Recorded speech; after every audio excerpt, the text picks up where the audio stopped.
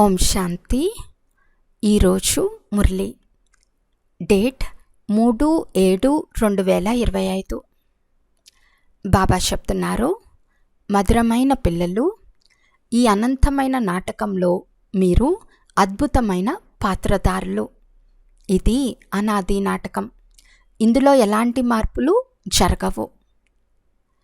ప్రశ్న: బుద్ధివంతులైన దూరదృష్టి గల పిల్లలు మాత్రమే ఏ నిగూఢమైన రహస్యాన్ని అర్థం చేసుకోగలరు?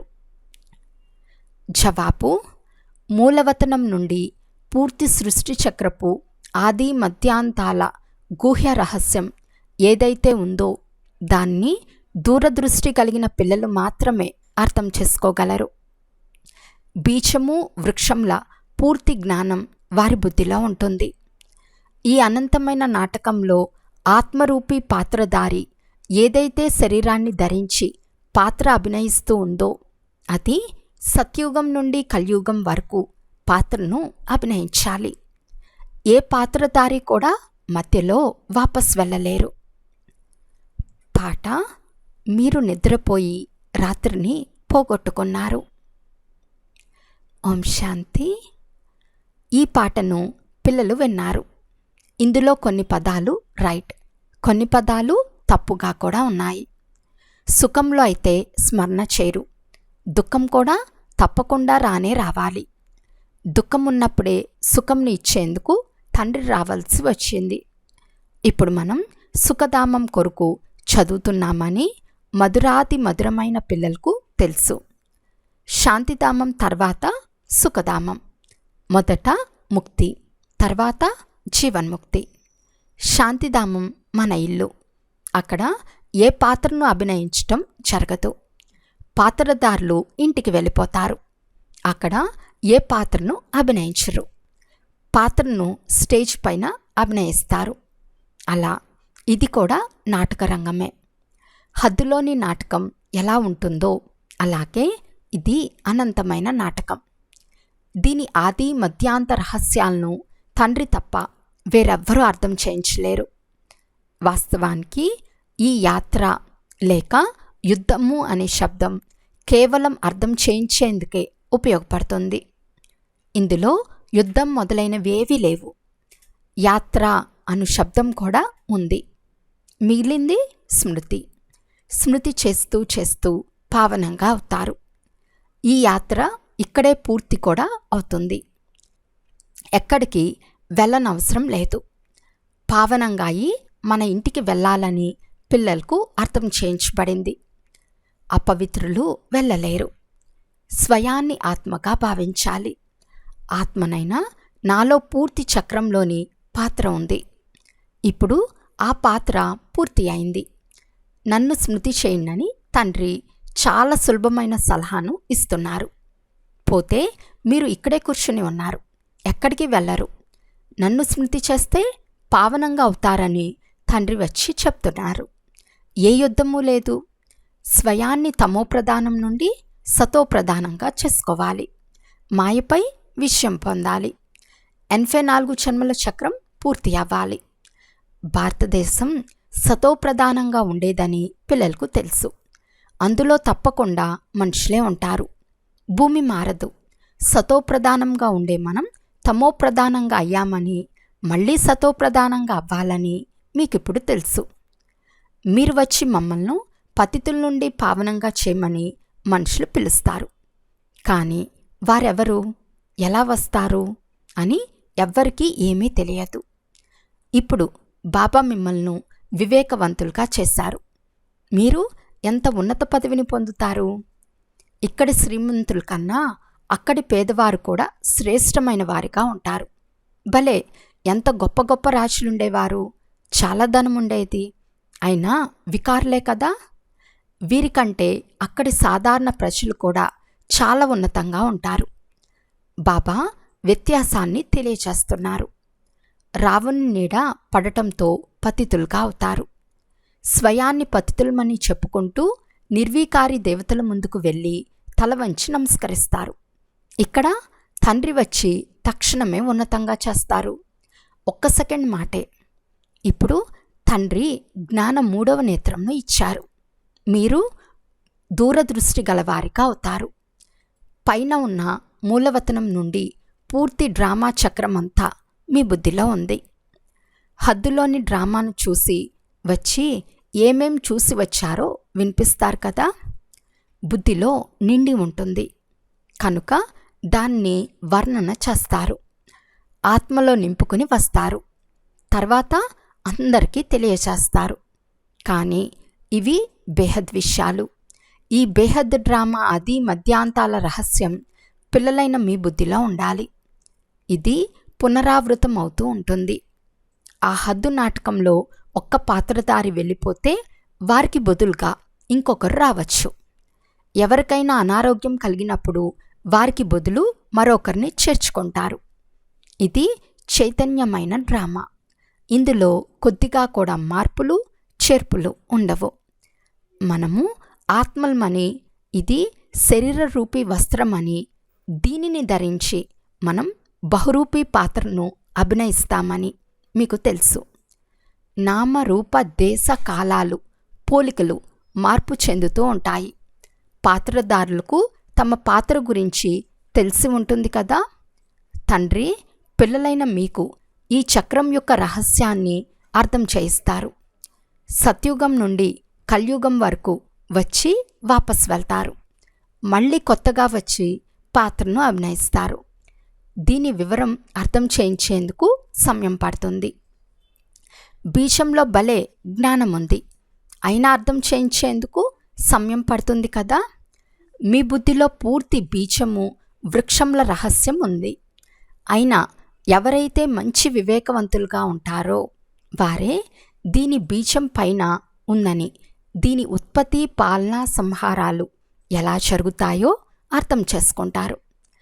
అందుకే త్రిమూర్తులను కూడా చూపించారు. ఈ వివేకాన్ని తండ్రి ఇస్తున్నారు. వేరే ఏ ఇతర మనుషులు ఇవ్వలేరు. ఇక్కడికి వచ్చినప్పుడే అర్థం చేసుకుంటారు. అందుకే ఇక్కడకు వచ్చి అర్థం చేసుకోండి అని మీరు అందరికీ చెప్తారు. ఒక్కొక్కరు చాలా కఠినంగా ఉంటారు. అలాంటి వారు మాకు వినవలసిన అవసరం లేదు అని అంటారు. కొందరు వింటారు కూడా. కొందరు సాహిత్యాన్ని తీసుకుంటారు, కొందరు తీసుకోరు. ఇప్పుడు మీ బుద్ధి చాలా విశాలంగా దూరదృష్టి కలదిగా అయింది. 3 లోకాలు మీకు తెలుసు. మూలవతనాన్ని నిరాకార ప్రపంచమని అంటారు. పోతే సూక్ష్మవతనం మాటేమీ లేదు. సంబంధమంతా మూలవతనం స్థూలవతనంతోనే ఉంది. ఈ సూక్ష్మవతనం కొంత సమయం వరకు మాత్రమే ఉంటుంది. ఆత్మలంతా పైనుండి పాత్ర అభినయం చేసేందుకు ఇక్కడికే వస్తారు. ఈ వృక్షంలో అన్ని ధర్మాలు నెంబర్ వార్గా ఉన్నాయి. ఇది చాలా ఖచ్చితమైన మనుషుల వృక్షం. కొద్దిగా కూడా వెనక ముందు జరగదు. ఆత్మలు కూడా వేరే ఏ స్థానంలోనూ ఉండలేవు. ఎలాగైతే ఆకాశంలో నక్షత్రాలు నిలిచి ఉన్నాయో అలా ఆత్మలు బ్రహ్మతత్వంలో నిలిచి ఉంటాయి. నక్షత్రాలు పెద్దవిగా ఉన్నప్పటికీ దూరం నుండి చిన్నవిగా కనిపిస్తాయి. కానీ ఆత్మలు చిన్నవిగా పెద్దవిగా ఉండవు, వినాశనం అవ్వవు. మీరు స్వర్ణిమ యుగానికి వెళ్ళి మళ్ళీ ఇనుప యుగానికి వస్తారు. మనము స్వర్ణిమ యుగంలో ఉండేవారము.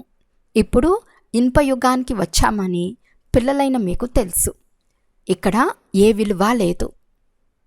మాయ ఎంత ఉన్నా ఇది రావణుని స్వర్ణిమ యుగం. అది ఈశ్వర్య స్వర్ణిమ యుగం. 6-7 సంవత్సరాల్లో చాలా ధాన్యం ఉంటుందని మనుషులు చెప్తూ ఉంటారు. వారి ప్లాన్ ఏమిటో, పిల్లలైన మీ ప్లాన్ ఏమిటో చూడండి. తండ్రి చెప్తున్నారు, నా ప్లాన్ పాత ప్రపంచాన్ని కొత్తదిగా చేయటం. మీ ప్లాన్ ఒకటే. తండ్రి శ్రీమతానుసారం మన వారసత్వాన్ని తీసుకుంటున్నామని మీకు తెలుసు. బాబా మార్గాన్ని తెలుపుతారు, శ్రీమతంను ఇస్తారు, స్మృతిలో ఉండమని సలహా ఇస్తారు. మతము అన్న శబ్దం ఉంది కదా, సంస్కృత శబ్దాలను తండ్రి చెప్పరు. తండ్రి హిందీలోనే అర్థం చేయిస్తూ ఉంటారు. భాషలు అనేకమున్నాయి కదా, అనువాదాలు లేక వివరించువారు కూడా ఉంటారు. వారు విని మళ్ళీ వినిపిస్తారు. హిందీ, ఇంగ్లీష్ చాలామందికి తెలుసు. ఇంట్లో ఉండే మాతలు అంతగా చదవలేరు. ఈ రోజుల్లో మన దేశం వారు విదేశాలకు వెళ్ళి ఆంగ్ల భాష నేర్చుకుంటారు. ఇక్కడికి వచ్చిన తర్వాత కూడా ఆంగ్లమే మాట్లాడుతూ ఉంటారు. హిందీ మాట్లాడలేరు. ఇంటికి వచ్చి తల్లితో కూడా ఇంగ్లీష్లోనే మాట్లాడటం ప్రారంభిస్తారు. పాపం ఆమెకు ఇంగ్లీష్ ఏం తెలుస్తుంది కనుక తికమక పడుతుంది. వారు కొద్దో గొప్పో హిందీ నేర్చుకోవాల్సి వస్తుంది. సత్యుగంలో అయితే ఒకే రాజ్యం, ఒకే భాష ఉండేవి. దాన్నిప్పుడు మళ్ళీ స్థాపన చేస్తున్నారు. ఈ సృష్టి చక్రం ప్రతి 5,000 సంవత్సరాల తర్వాత ఎలా తిరుగుతుందో బుద్ధిలో ఉండాలి. ఇప్పుడు ఒక్క తండ్రి స్మృతిలోనే ఉండాలి. ఇక్కడ మీకు తీరిక సమయం చాలా లభిస్తుంది. ఉదయమే స్నానం చేసి బయట తిరుగుతూ ఉన్నప్పుడు చాలా మజాగా ఉంటుంది. మేమంతా పాత్రదారులము అనే స్మృతి ఆంతరికంగా ఉండాలి. ఈ స్మృతి కూడా ఇప్పుడే కలిగింది. బాబా మనకు 84 జన్మల చక్ర రహస్యాన్ని తెలియచేశారు. మనం సతోప్రధానంగా ఉండేవారం. ఇది చాలా సంతోషం కలిగించే విషయం. మనుషులు నడుస్తూ తిరుగుతూ ఉంటారు. వారికి ఏ సంపాదన ఉండదు. మీరు చాలా సంపాదన చేసుకుంటారు. బుద్ధిలో చక్రం కూడా గుర్తుండాలి. అంతేకాక తండ్రిని కూడా స్మృతి చేస్తూ ఉండాలి. సంపాదన చేసుకునే చాలా మంచి మంచి యుక్తులు బాబా తెలిపిస్తారు. ఏ పిల్లలైతే జ్ఞానాన్ని విచారసాగర మంతనం చేయరో వారి బుద్ధిలో మాయ గొడవలు కలిగిస్తుంది. వారినే మాయ సతాయిస్తుంది. మేము ఈ చక్రంలో ఎలా తిరిగాము? సత్యుగంలో ఇన్ని జన్మలు తీసుకుని మళ్ళీ క్రిందకి దిగుతూ వచ్చాము. ఇప్పుడు మళ్ళీ సతోప్రధానంగా అవ్వాలని లోపల అనుకుంటూ ఉండండి. నన్ను స్మృతి చేసినట్లయితే సతోప్రధానంగా అవుతారని బాబా తెలిపించారు. నడుస్తూ తిరుగుతూ బుద్ధిలో స్మృతి ఉంటే మాయు కలిగించు విఘ్నాలు సమాప్తమైపోతాయి. మీకు చాలా చాలా లాభం కలుగుతుంది. భలే స్త్రీ పురుషులు తోడుగా వెళ్తారు. ప్రతి ఒక్కరూ తమ ఉన్నత పదవిని పొందేందుకు స్వయం శ్రమ పడాలి. ఒంటరిగా వెళ్తే చాలా మజాగా ఉంటుంది. తమ చింతలోనే ఉంటారు. జతలో ఎవరైనా ఉంటే తమ బుద్ధి అటూ ఇటూ వెళ్తుంది. స్మృతి చాలా సహజమైనది. ఉద్యానవనాలు మొదలైనవి అన్ని చోట్ల ఉన్నాయి. ఇంజనీర్లైతే ఇక్కడ వంతెన కట్టాలి, అది చేయాలి అని వారి చింతన నడుస్తూ ఉంటుంది. బుద్ధిలో ప్లాన్ వచ్చేస్తుంది. అలా మీరు కూడా ఇంట్లో కూర్చున్న బుద్ధి ఆ వైపే ఉండాలి. ఈ అభ్యాసం చేసుకుంటే మీలో ఇదే చింతన నడుస్తూ ఉండాలి. చదువుకోవాలి, వ్యాపారాలు మొదలైనవి కూడా చేయాలి. కానీ వృద్ధులు, యువకులు, పిల్లలు మొదలైన వారందరూ పావనంగా అవ్వాలి. తండ్రి నుండి వారసత్వం తీసుకునేందుకు ఆత్మలకు హక్కు ఉంది. పిల్లలకు కూడా బాల్యంలోనే ఈ బీజం పడితే చాలా మంచిది. ఎందుకంటే ఆధ్యాత్మిక విద్య వేరెవ్వరూ నేర్పించలేరు. ఈ ఆధ్యాత్మిక విద్యను తండ్రియే వచ్చి చదివిస్తారు. ఆ పాఠశాలలో భౌతిక విద్య లభిస్తుంది. అది శాస్త్రాల విద్య. ఇది ఆధ్యాత్మిక విద్య. దానిని భగవంతుడే వచ్చి మీకు నేర్పిస్తారు. దీనిని గురించి ఎవరికీ తెలియదు. దీనిని ఆధ్యాత్మిక విద్య అని అంటారు. దీనిని ఆత్మ వచ్చి చదివిస్తుంది. దీనికి వేరే పేరు పెట్టలేరు. ఈ చదువును స్వయం తండ్రే వచ్చి చదివిస్తారు. భగవాను వాచ కదా. భగవంతుడు ఒకేసారి ఈ సమయంలోనే వచ్చి అర్థం చేయిస్తారు. దీనిని ఆత్మిక విద్య అని అంటారు. ఆ శాస్త్రాల విద్య వేరు. మొదటిది దేహదారి కాలేజీల్లో నేర్పించే జ్ఞానం. రెండవది ఆధ్యాత్మిక శాస్త్రాల విద్య. మూడవది ఈ ఆత్మిక జ్ఞానం అని మీకు తెలుసు. ఎంత గొప్ప గొప్ప డాక్టర్ ఆఫ్ ఫిలాసఫీ డిగ్రీ పొందిన వారి వద్ద ఉండేది కూడా శాస్త్రాల సమాచారమే. మీ ఈ జ్ఞానం పూర్తిగా భిన్నమైనది. ఈ ఆధ్యాత్మిక జ్ఞానాన్ని సర్వ ఆత్మల తండ్రి అయిన స్పిరిచువల్ ఫాదర్ మాత్రమే చదివిస్తారు. శాంతి సాగర్లు, సుఖసాగర్లు అని వారికే మహిమ ఉంది. కృష్ణుని మహిమ పూర్తిగా భిన్నమైనది. గుణాలు, అవగుణాలు మనుషుల్లో ఉంటాయి. వాటిని గురించి మాట్లాడుతూ ఉంటారు. తండ్రి మహిమ గురించి కూడా యథార్థంగా మీకు మాత్రమే తెలుసు. వారు కేవలం చిలకలాగా పాడుతూ ఉంటారు, కానీ అర్థం కొంచెం కూడా తెలియదు. మీ ఉన్నతిని ఎలా చేసుకోవాలో తండ్రి పిల్లలకు సలహానిస్తారు. పురుషార్థం చేస్తూ ఉంటే పక్కా అవుతూ ఉంటారు. తర్వాత ఆఫీస్లో పనిచేసే సమయంలో కూడా ఈ స్మృతి ఉంటుంది, ఈశ్వర్య స్మృతి ఉంటుంది. మాయ స్మృతి అర్థకల్పం నడిచింది. ఇప్పుడు తండ్రి కూర్చుని యథార్థ రీతిగా అర్థం చేయిస్తున్నారు. మేము ఎలా ఉండేవారము, ఇప్పుడు ఎలా అయ్యామని స్వయాన్ని పరిశీలించుకోండి. బాబా మళ్ళీ ఇటువంటి దేవతలుగా చేస్తున్నారు. ఇది పిల్లలైన మీరు కూడా నెంబర్వార్ పురుషార్థానుసారం తెలుసుకున్నారు. మొట్టమొదట భారతదేశం ఉండేది. తండ్రి కూడా పాత్ర చేసేందుకు భారతదేశంలోనే వస్తారు. మీరు కూడా ఆది సనాతన దేవీ దేవతా ధర్మం వారు కదా. మీరు పవిత్రంగా అవ్వాలి, లేకుంటే చివర్లో వస్తారు. అప్పుడేం సుఖం అనిపిస్తారు? భక్తి ఎక్కువ చేసి ఉండకపోతే రాలేరు. వీరు అంతగా జ్ఞానం అర్థం చేసుకోలేరని తెలిసిపోతుంది. అర్థం చేసుకోగలరు కదా.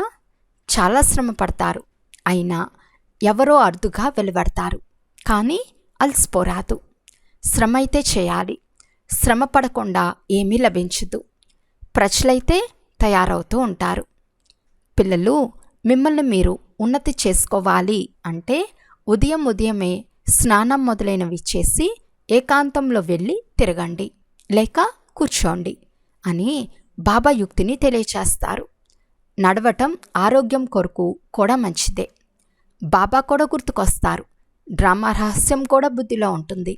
మరి ఎంత సంపాదన జరుగుతుంది? ఇది సత్యమైన సంపాదన. ఆ సంపాదన పూర్తి అయింది. ఇప్పుడు ఈ సంపాదన గురించి ఆలోచించేయండి. ఏ కష్టమూ లేదు. బాబాను కూడా చూసి ఉన్నారు. వారు పూర్తి జీవన కథను రాశారు. ఈరోజు ఇన్ని గంటలకు లేచాను, తర్వాత ఇది చేశాను, తర్వాత వచ్చేవారు చదివి నేర్చుకుంటారని భావిస్తారు. గొప్ప గొప్ప వ్యక్తుల జీవిత చరిత్రను చదువుతారు కదా. పిల్లల కొరకు రాస్తారు. మళ్ళీ పిల్లలు కూడా అలాంటి మంచి స్వభావం గలవారిగా ఉంటారు. ఇప్పుడు మీరు పురుషార్థం చేసి సతోప్రధానంగా అవ్వాలి. సతోప్రధాన ప్రపంచ రాజ్యాన్ని మళ్ళీ తీసుకోవాలి. మనం కల్పకల్పం రాజ్యం తీసుకుంటాం, కోల్పోతాం అని మీకు తెలుసు. ఇదంతా మీ బుద్ధిలో ఉంది. ఇది కొత్త ప్రపంచం, కొత్త ధర్మం కొరకు కొత్త జ్ఞానం. కనుక త్వరగా పురుషార్థం చేయమని మధురమైన పిల్లలకు అర్థం చేయిస్తారు. శరీరంపై నమ్మకం లేదు. ఈ రోజుల్లో మృత్యు చాలా సులభమైపోయింది. అక్కడ అమర్లోకంలో ఎప్పుడూ ఇలాంటి మృత్యు ఉండదు. ఇక్కడ కూర్చుని ఉండగానే ఎలా మరణిస్తారో గమనించండి. అందువలన మీరు పురుషార్థం చేస్తూ ఉండండి, జమ చేసుకుంటూ ఉండండి. అచ్చా, మధురాతి మధురమైన అపురూపమైన పిల్లలకు మాతాపిత బాప్దాదాల ప్రియ స్మృతులు మరియు గుడ్ మార్నింగ్. ఆత్మిక పిల్లలకు ఆత్మిక తండ్రి నమస్తే. ఆత్మిక తండ్రికి ఆత్మిక పిల్లల యొక్క ప్రియ స్మృతులు మరియు నమస్తే నమస్తే నమస్తే. ధారణ కొరకు ముఖ్య సారము. ఫస్ట్ పాయింట్, బుద్ధిని జ్ఞానచింతనలో బిజీగా ఉంచుకునే అభ్యాసం చేసుకోవాలి. సమయం ఎప్పుడు లభించినా ఏకాంతంలోకి వెళ్ళి విచారసాగర మంత్రం చేయాలి. తండ్రిని స్మృతి చేసి సత్యమైన సంపాదన జమ చేసుకోవాలి. సెకండ్ పాయింట్, దూరదృష్టి కలవారిగా ఈ అనంతమైన నాటకాన్ని యథార్థంగా అర్థం చేసుకోవాలి. పాత్రధారులందరి పాత్రను సాక్షిగా ఉంటూ చూడాలి. వరదానము. మధురత యొక్క వరదానం ద్వారా సదా ముందుకు వెళ్ళే శ్రేష్ఠ ఆత్మా భవ. మధురత ఎటువంటి విశేషమైన ధారణ అంటే అది చేదుగా ఉండే భూమిని కూడా మధురంగా చేసేస్తుంది. ఎవరికైనా 2 గడియలు మధురమైన దృష్టిని ఇవ్వండి, మధురమైన మాటలు మాట్లాడండి. అప్పుడు ఎటువంటి ఆత్మనైనా సదా కొరకు నిండుగా సంపన్నంగా చేసేస్తారు. 2 గడియల మధురమైన దృష్టి మరియు మాటలు ఆ ఆత్మ యొక్క సృష్టిని మార్చేస్తాయి. మీరు మాట్లాడే 2 మధురమైన మాటలు కూడా సదా కొరకు వారిని మార్చేందుకు నిమిత్తంగా అవుతాయి. అందువలన మధురత యొక్క వరదానం సదా జతలో ఉంచుకోవాలి. సదా మధురంగా ఉండాలి. అందరినీ మధురంగా చేయాలి. స్లోగన్: ప్రతి పరిస్థితుల్లో రాజీగా ఉంటే రాజయుక్తంగా అయిపోతారు. అవ్యక్త సూచన: సంకల్పాల శక్తిని జమ చేసుకొని శ్రేష్టమైన సేవకు నిమిత్తులుగా అవ్వండి. ఎప్పుడైతే ఒక్క తండ్రి మరియు నేను అను సంకల్పం తప్ప మిగిలిన అన్ని సంకల్పాలు శాంతిస్తాయో, ఈ మెల్లం చేసే అనుభూతి యొక్క సంకల్పం ఒక్కటే ఉంటుందో, అప్పుడు సంకల్ప శక్తి జమ అవుతుంది మరియు యోగం శక్తిశాలిగా అవుతుంది. అందుకు ఇముడ్చుకునే లేక సర్దుకునే శక్తిని ధారణ చేయండి. సంకల్పాలపై ఫుల్ బ్రేక్ పడాలి, డీలాగా కాదు. ఒకవేళ 1 సెకండ్ బదులు ఎక్కువ సమయం పట్టింది అంటే ఇముడ్చుకునే శక్తి బలహీనంగా ఉందని అర్థం. అచ్చా, ఓం శాంతి.